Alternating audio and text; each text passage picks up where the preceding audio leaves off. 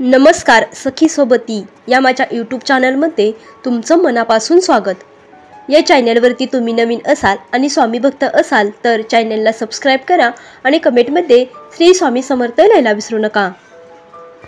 आपल्याला काय हवे आहे ही जाणीव ज्या ज्या क्षणी होईल तो क्षण नव्या अशा असह्य दुःखाला जन्म देतो।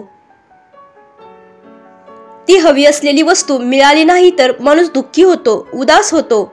कधी कधी तर हा माणूस तोल हरवून बसतो, जीवाला त्रास करून घेतो। माझ्या नशिबात देवाने सुख लिहिलेले नाही अशी आक्रोशी भाषाही करतो।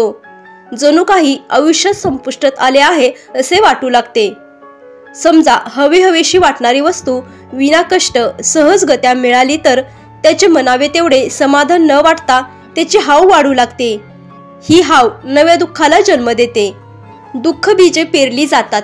या दुःखातून मुक्त होण्यासाठी काय करावे?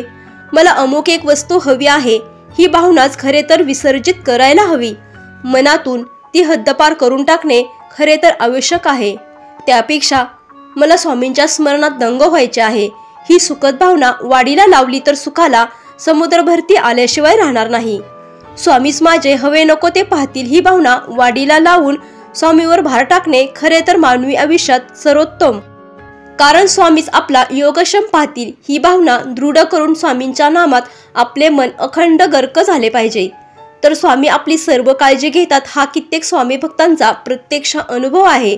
आपल्या येणाऱ्या प्रत्येक प्रसंगाला सामोरे जात स्वामी ठेवतील त्या अवस्थेत समाधान मानले तर मन आणि अवघे अस्तित्व फुलून येते। ही समाधानी वृत्ती वाढीस लागली की सर्वत्र स्वामींचे दर्शन घडू लागते।